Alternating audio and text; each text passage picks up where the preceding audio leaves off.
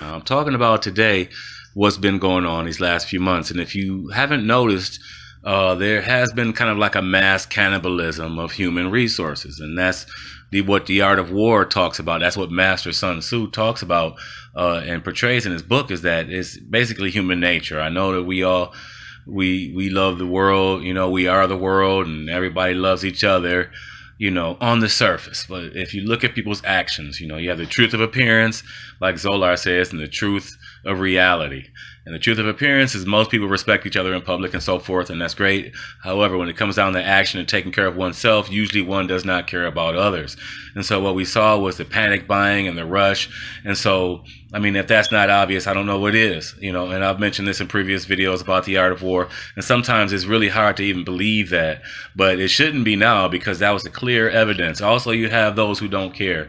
I saw a bus driver on Facebook, and he was complaining about people, being too close and so forth. And he said a lady was right next to him, sneezing, real bad sneeze, and he had to ignore it. And then 19 days later, he was dead.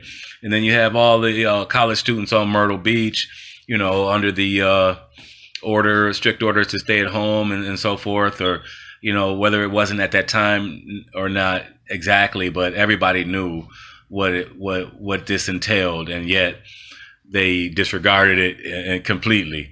And so it's this type of nonchalant or reckless, behavior that out of, self-interest, that the art of war tries to really bring home, is that, your interests are no one else's concern, for the most part in this world. You got a few people that love you, family, mom, dad, sister, and so forth, a couple friends, you're doing good, but there's a lot of backstabbing, and you need to be aware of that, even if it's on such a subtle level.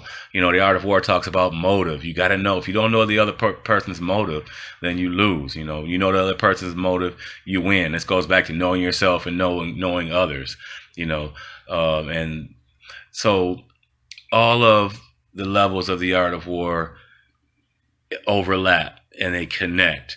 And at the center of it, like a nucleus, you have ground of contention, because you have to be first at whatever concerns strategy and dealing with disharmony, right? Coca-Cola was first. Who was the first man on the moon? Neil Armstrong, right? If you believe that we went to the moon. And then you have, McDonald's first to mass produce fast food, so to speak. Ford. You get married. The concept of first is better than best applies in marriage and in business. In marriage and in business, first is better than best. It's great to be, and I get this from Al Ries and Jack Trout in their book Positioning. And then everything they do is from the art of war. I don't understand how they didn't acknowledge that, and these guys, well, I guess Jack Trout, I don't see much on Al Ries. I looked on YouTube, but, they're great, excellent, but it's obviously everything they got was from the art of war. I don't understand how they didn't give recognition, but, first is better than best. And so Ground of Contention portrays that in the book. It's easy to see that everything revolves around ground of contention. So, and some of you might not know, also don't forget my new website I started, Sorcerer X. I don't promote it a lot yet because I haven't really finished. It's under construction. And I want to talk about the art of war today. This will probably be on my playlist. Let's talk about the art of war. I try to make these, sometimes they're a little more rich in information, I believe, although they don't always do as well in views.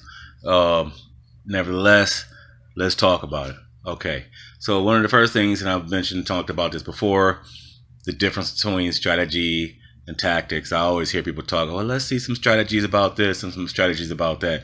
And they're usually tactics, right? Because they don't tell you how to do these things, when to do them, in what way, or sometimes not even why, just what to do. And those are tactics. And although if you use those tactics and you kind of figure out the strategies, so to speak, and that's usually what happens. So, and this goes on across the board in all things, usually people, because, who really understands strategy? How can you? If you don't understand the art of war, how can you understand strategy? It should be called the art of strategy, but then again, that's where the word comes from. So at that time, introducing that word, it would have made no sense to anybody. It could have been called the art of advantage. It could have been called of the art of dealing with disharmony, the art of hardship, the art of struggle, the art of dealing with any kind of conflict, if you think about it. And that's a matter of fact, that symbol on the front that Thomas Cleary has on his pocket edition and also the big edition, that symbol stands for war, but it also stands for any type of hardship or conflict or struggle. And so that's why the title of the book can be so misleading, right? Another thing I'd like to talk about is how the art of war, all of them are connected. I have a video about that, Learn the Art of War in 15 minutes or something like that. Maybe I'll put a link down there where I talk about how all the 13 chapters are linked. But I also have videos about, how everything revolves around ground of contention. And I didn't know if I talked about that in that video. But if you think about it, the art of war emphasizes defense, right? Even an offensive defense, so to speak. And how it shows how it's harder to attack than it is to defend. And that everything revolves around getting to some type of ground first, which is ground of contention, then defending that ground, right, without being aggressive to others, and then expanding that ground. And if you think about it, like all the big companies, this is how it happens. This is how it works. And if you think about relationships, this is how it works, right? Business relationships, intimate relationships, marriages. This is how it works. You meet, and for some reason, no one's got your heart, no one's got her heart, vice versa. And so you're first to get in this space that some people would not have open. Then if you lock down on that ground of contention, that space, then you expand, right?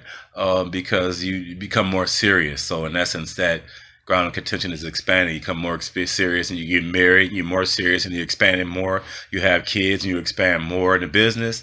Same thing, like Facebook started off at Harvard.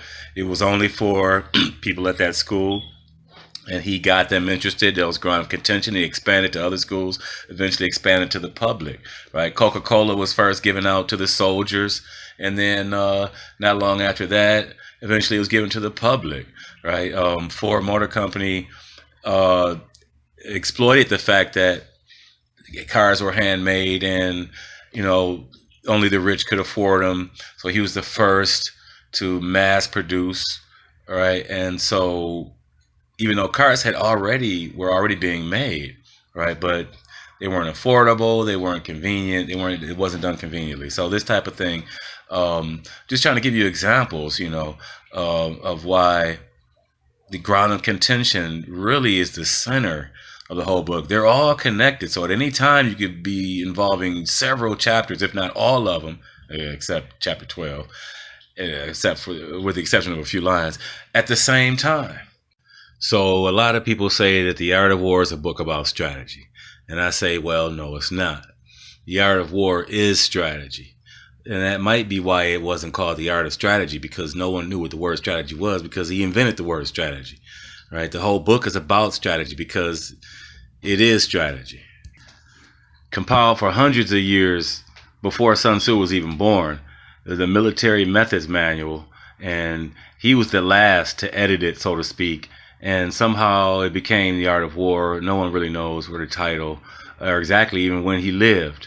But that is how it originated. And so it really technically was a compilation that was passed down for hundreds of years, if not thousands. And it is strategy. It's not really a book about strategy. It is what strategy entails, which is why most people don't understand what strategy even means. And they use that word and they're describing tactics, and they say, well, these are strategies for learning how to code, or these are strategies for how to make a cake or fix a car or play the piano, when you hear them say these things, and you see clearly that it has nothing to do with the art of war, what you see in the art of war, but it's clearly just tactics on what a certain skill in doing something. And that's what's so unclear to so many people, and everybody uses this word and they just throw it around interchangeably with the word tactics.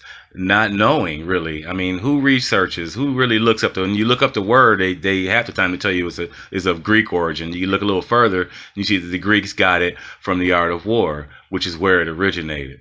So this is just a talk on what strategy is. I mean, it's so unclear to so many people in this world, which is why, partly why I made the channel, partly because I just love it, um, and I wanted to share this information because you see this everywhere if you Google it or whatever, and no one has a clear answer on this. And then people who use the word strategies, 99% of the time, they're always saying a tactic for doing something.